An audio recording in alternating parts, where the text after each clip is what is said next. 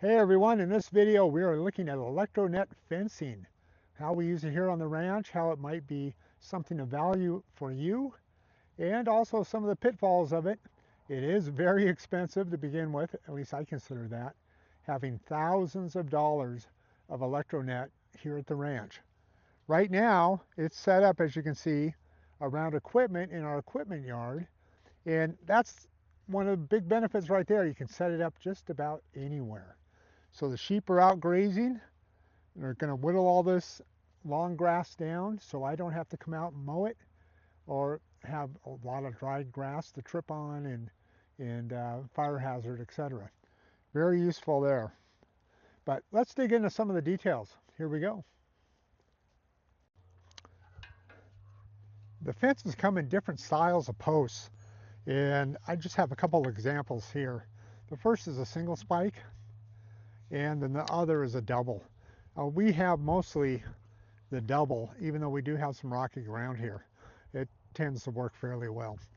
This particular style, and these are, by the way, replacement posts, just for showing you guys what's up. This has a step on it, whereas the other version of this has an all metal ring.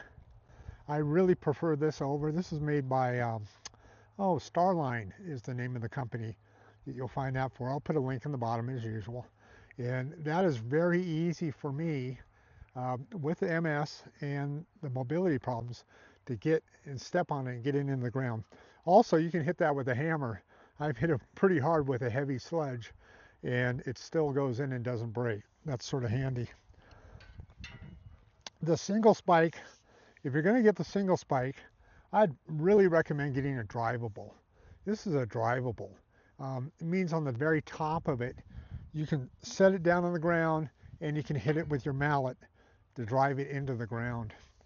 They make drivable and they make non-drivable. Don't hit a non-drivable like this one with a hammer or mallet on the end.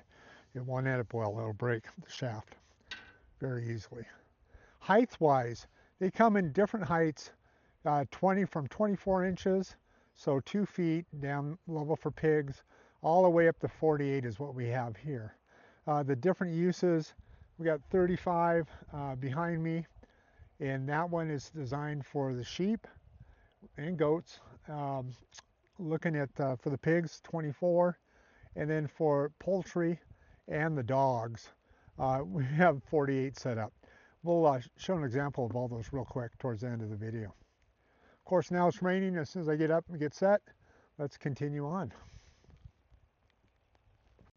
As I mentioned before, this fencing is best used for temporary fencing.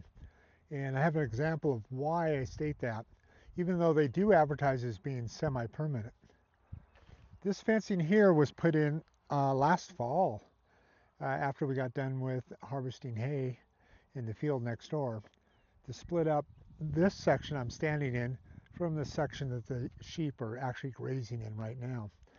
They're done with this section, the first section here, and so I left the fencing in actually from over the winter.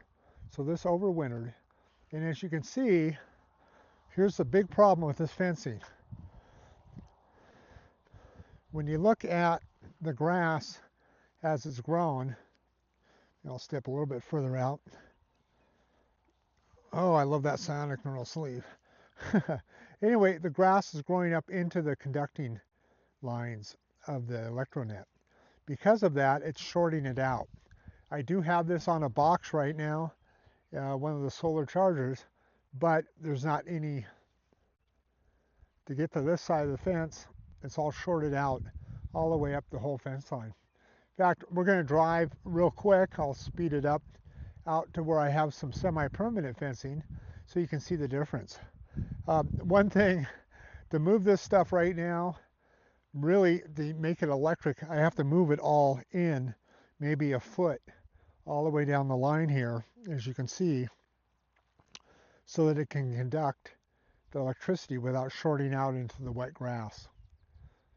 That's important, and I really don't recommend the weed eater with it. I've done that, I've tried it, I've tried many different ways of doing it. It's easier just to reset the posts. um, into a non-grazed. Now, if you're going into another area, let me show you that. So we moved down the field a little ways to where we have an area that has to be fenced in, yet the grass is all grown up. So I got a couple choices. I've actually used the lawnmower before through this area to make a path to put the fence in. You can use the sickle bar mower, or last chance, or last option I should say, would be the weed eater. And trust me, that really sucks.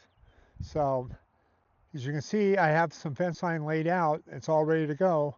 Just got to make a path for it so that it doesn't short out.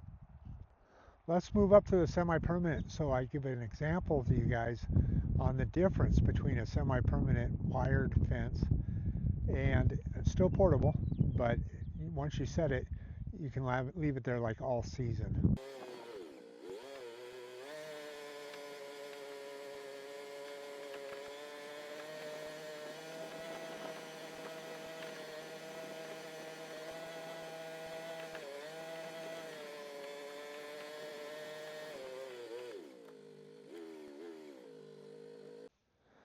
So here we have a good alternative to the ElectroNet.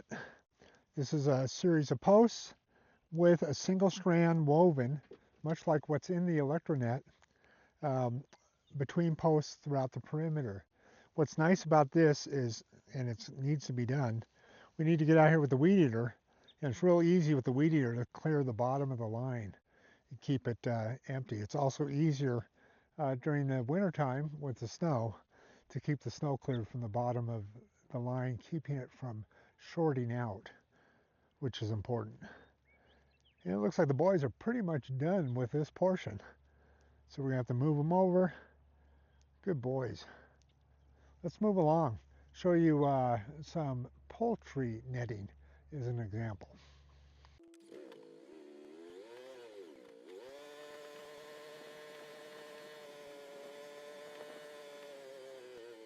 As you can see here, we're using poultry fencing. That's to keep also chickens in if we had chickens in here. But the big thing is to keep that little monster there on the left that's laying down. Vixen! Yeah, her. Keep her inside, keep her from jumping over the netting. Okay, good girl. Of course, each set has a dog in it to protect them from any predators.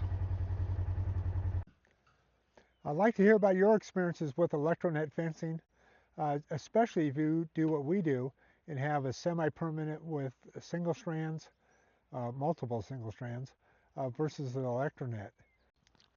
Most importantly, the sheep love it, and they pretty much will try to get out at any point they can, especially if it's not electrified. Something to think about. I don't, if I'm leaving the ranch, I don't have them out. I have them in permanent fencing with panels, actual sheep panels set up with T-posts. When it's time to move your fencing, it's fairly easy to do.